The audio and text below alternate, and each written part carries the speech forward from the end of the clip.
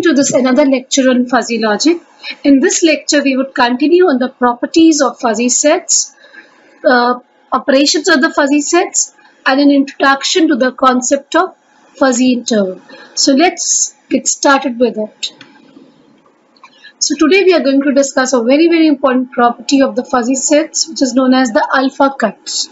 What is actually alpha cut? First of all, we need to understand what is alpha. Alpha is any value which is varying between 0 and 1. So it can be 0.1, it can be 0.25, it can be 0.225 or 0.7. So it is actually any value which is varying between 0 and 1. And what is the significance? The significance here is that I can break my entire fuzzy set into a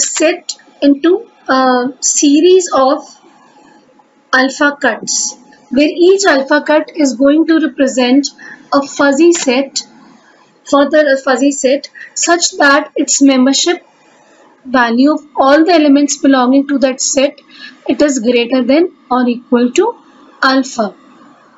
Okay, so what it means is I can decompose my entire fuzzy set into small parts. Okay, and how do we create that partition? Partition is created by choosing a value of alpha which is lying between 0 and 1, such that all the elements in a particular alpha set would be comprising of all the elements which are having the membership value equal to or greater than that particular value of alpha. For example, I have a triangular membership function representing a fuzzy set low. Okay, so let's say the peak value is 1. Now I partition it at 0.2. I create a line or partition at 0.2. So in this case, alpha is going to be 0.2. So what I'm doing is I'm dividing it into two parts. So I can say that my fuzzy set low can be created, or it can be decomposed into two subparts. One part is consisting of A.2, that is representing set of all the elements whose membership value is greater than or equal to 0.2, and the second part is created by the partition, which is the elements which are left having the value lower than 0.2. Okay, so if I similarly create a series of such alpha cuts in my fuzzy set, I can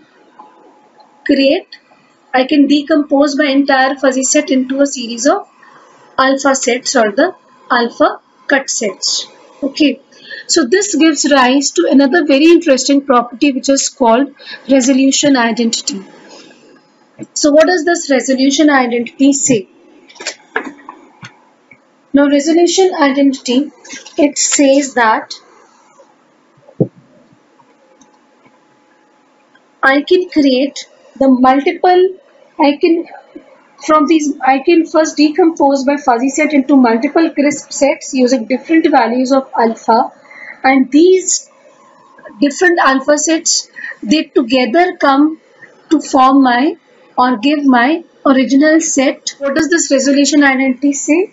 The resolution identity says that based on the alpha cuts, a fuzzy set can be decomposed into multiple crisp sets using different values of alpha, where each value of alpha specifies a slice of the membership function, and it is very well conceivable that the original membership function can be reconstructed by simply piling up of these decomposed alpha sets. So this is called my resolution identity. So the foundation for reconstructing a membership function from its alpha cuts is called its resolution identity. Okay. So understanding this pictorially, I'll just try to demonstrate that. Consider we are having a triangular membership function, or a fuzzy set with a triangular membership function, and we want to partition it with the alpha is equal to 0.5. So I divided it at a point where alpha is 0.5, which was given by this red line. So once I've divided it, I can break my fuzzy set into two parts. So this part, which is shown by the darker or the shaded region, this consists of elements, all the elements from the given set which are having the membership value greater than or equal to 0.5, whereas this lighter region is the region or the set of elements which are having the membership value less than 0.5. Okay,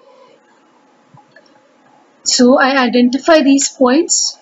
So let these points be A and B. So what I have done is I have created a subset using this alpha cut at 0.05. Now the interval of this or the range of this subset is A and B. Okay, so A alpha is nothing but it is another set which is having its value varying between A and B such that all its members are having the membership grade greater than or equal to 0.5. Let's say I create another partition at alpha 1 and alpha 2. So likewise I can decompose my original function into series of or steps of alpha cut sets with different values of alpha. Okay, so I hope we are clear on this. So starting we are considering the fuzzy. For the better understanding, so this was a continuous set. We'll consider the fuzzy set with the discrete values also. So let's say this is my fuzzy set with the discrete values. Okay, and the highest value of membership is 1.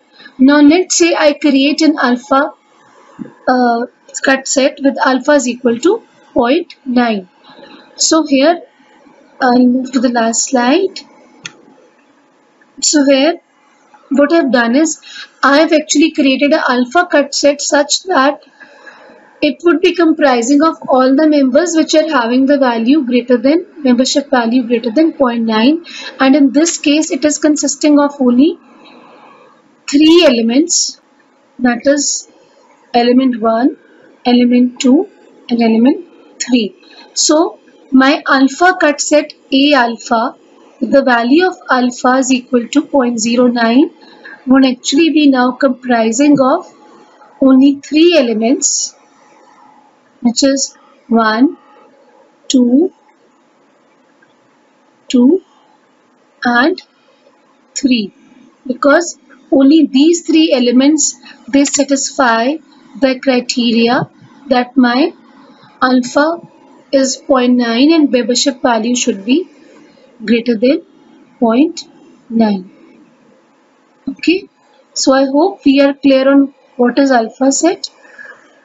So now we move on to understand what is resolution identity. So resolution identity actually establishes a bridge between the fuzzy and the crisp sets. As I told you, we are going to reconstruct our original membership function from the series of decomposed alpha sets. And each of the alpha sets, since it is based on a particular value of alpha, so it is behaving as a crisp set. So I can say that I can break down my original fuzzy set into series of crisp alpha sets, and these crisp alpha sets, they can come together or they can pile up together to give me the original fuzzy set A.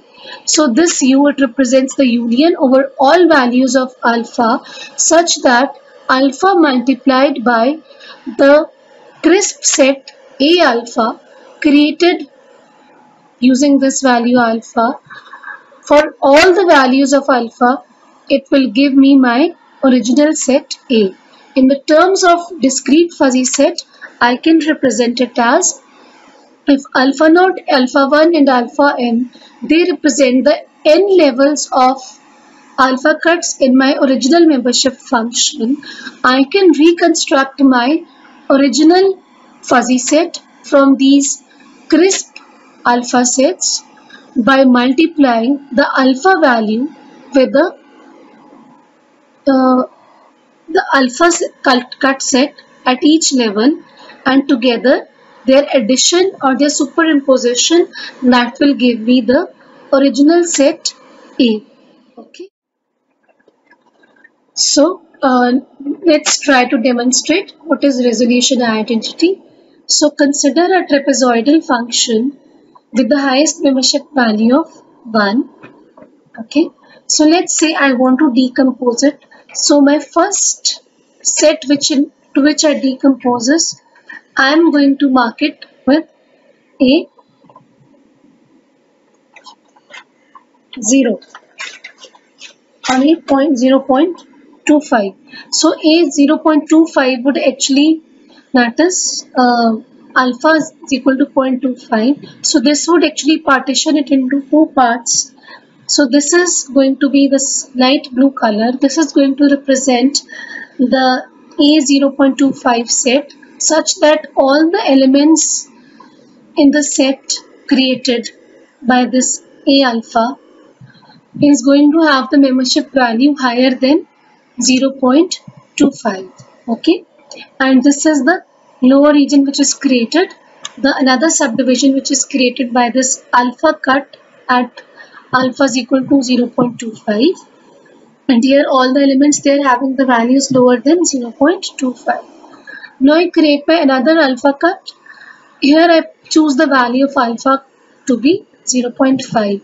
So I've created another set, again consisting of this light blue part, which is set of all the elements such that its membership value is greater than or equal to 0.25. Then we create another alpha cut set with the value of alpha is equal to 0.05.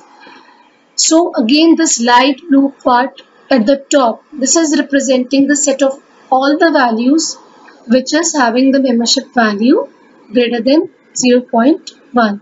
And finally we are covering this part with the yellow part, marking this into yellow.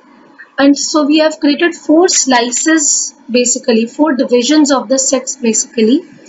And now I can create my original trapezoidal function back by piling these subsets of alpha in the increasing order of alpha. Okay, so I can pile them together but in the increasing order of alpha.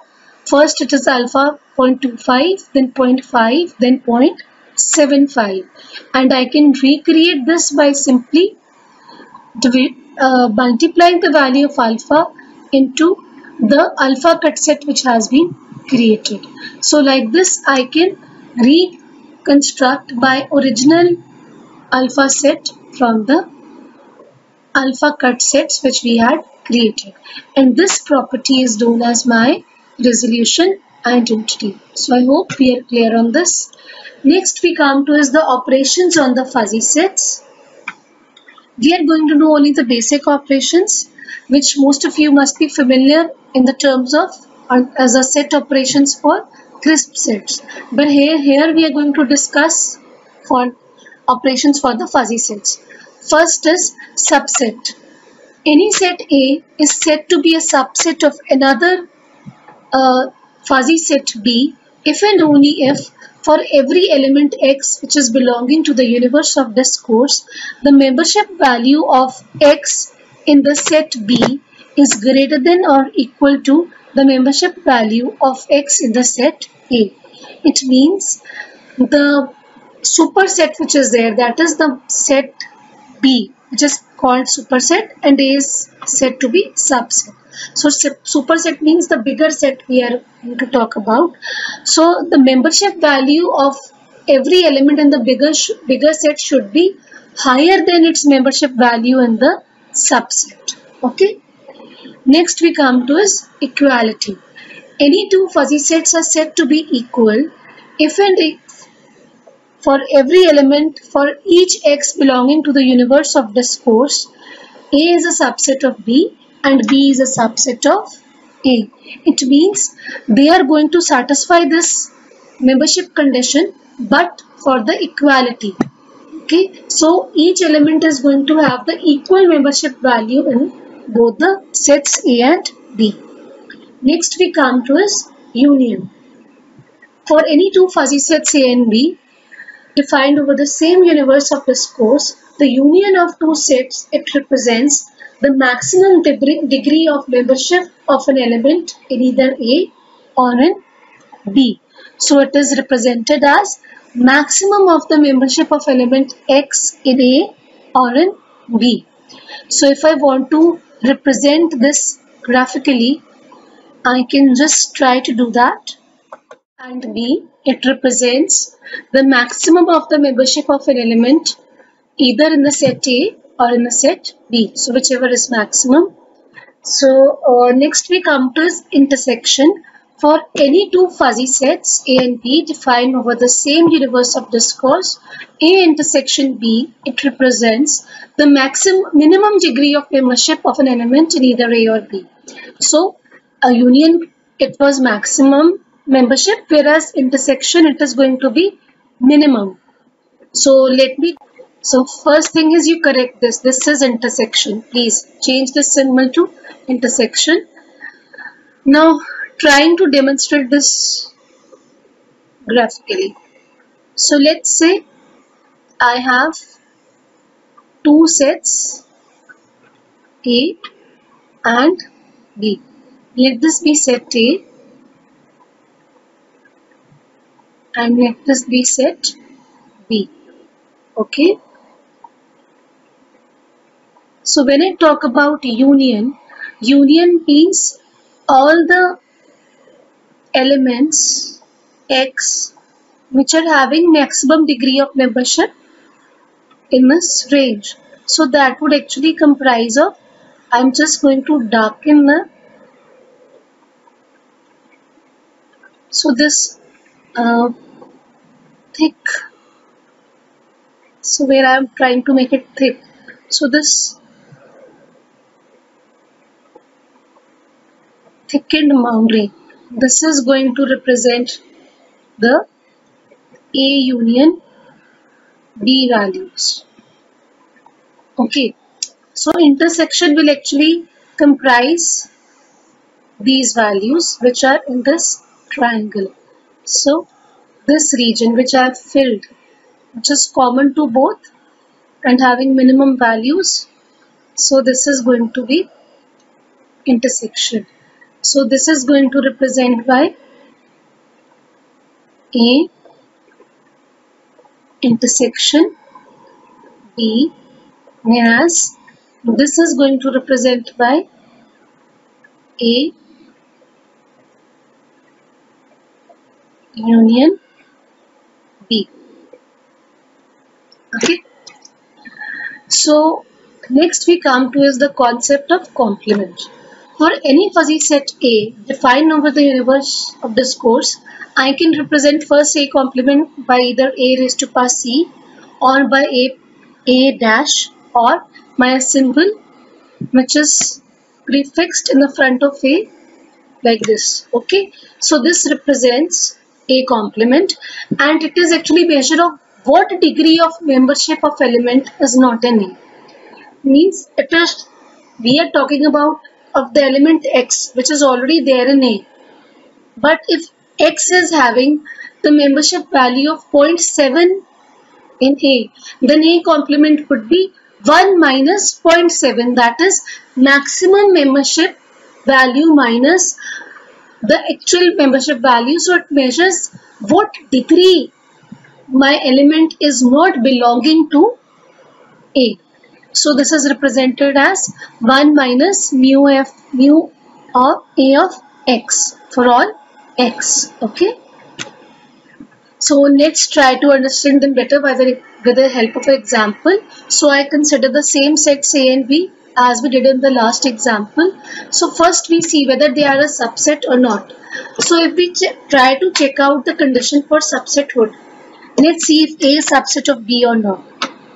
So if I start with the first element, now for A to be subset of B, every element should be having a higher degree of membership in set B. So if I compare the first element, A is having degree of membership 1, whereas B is having 0.6. So this doesn't go with the condition, so A cannot be subset of B. Coming to the next thing, whether B is subset of A. So first element, it agrees, yes, A is having higher degree of membership.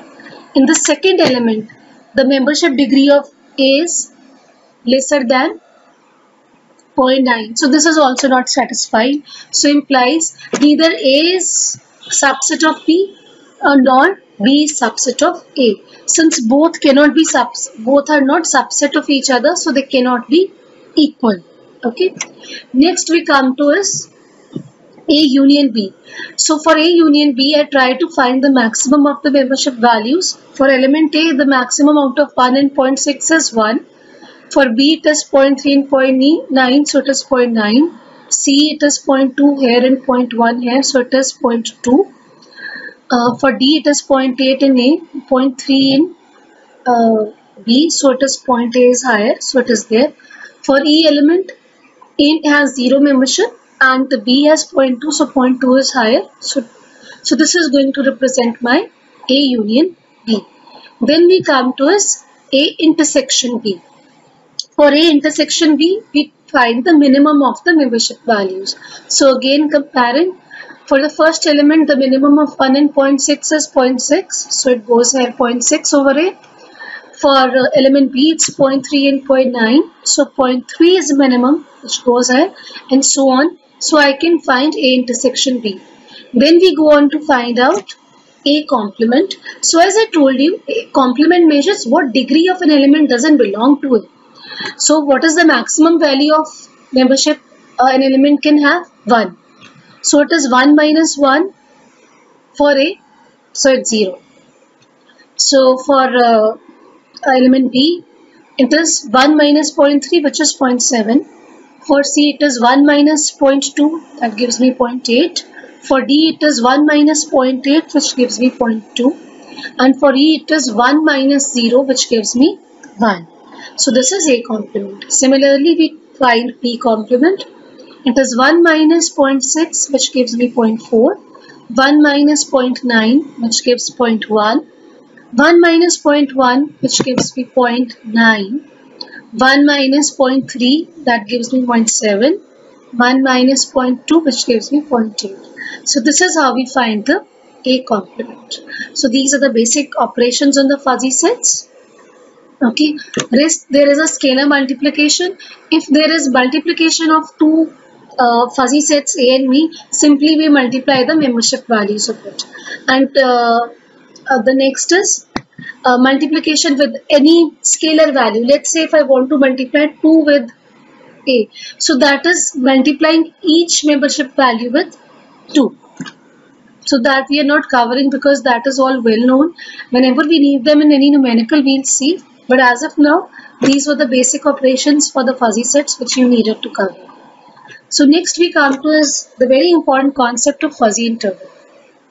Now, all throughout we have understood that fuzzy set, it captures the vagueness or the ambiguity in the value.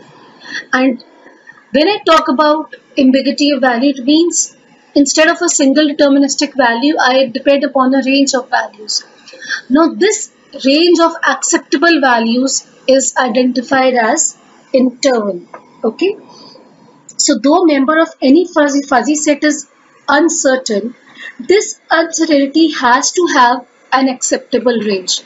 Okay. If I say the temperature is low, so it means for that low I have to identify a range of acceptable values. I cannot put 50 degree to 70 degree as low, centigrade as low.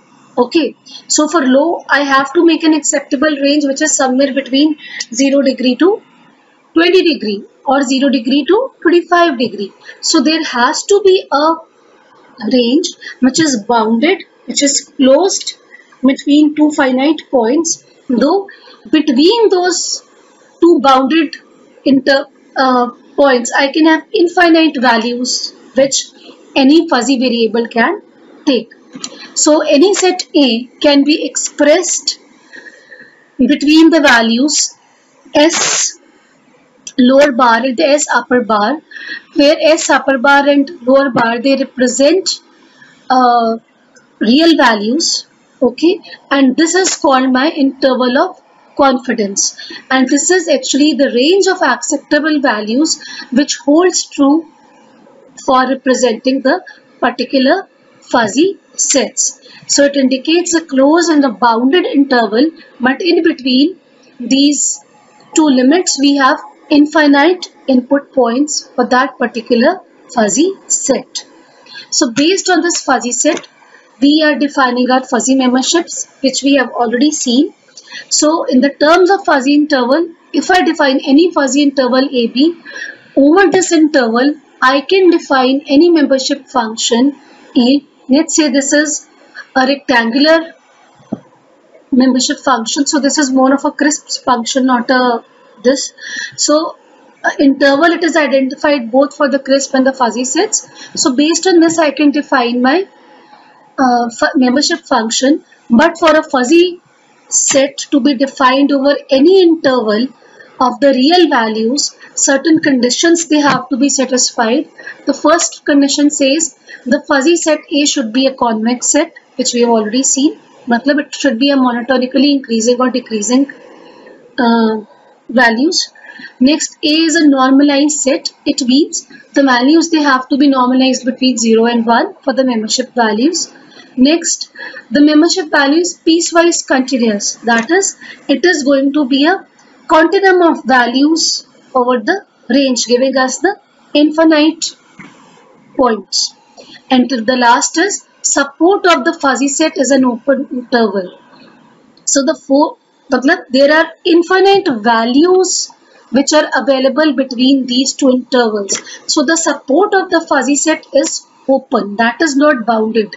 Okay, so within this range, I can have any number of elements taking up any value. So that was all about fuzzy interval. So with this we end today's lecture.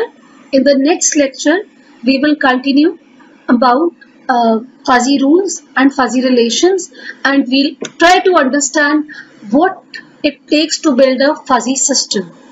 Thank you so much.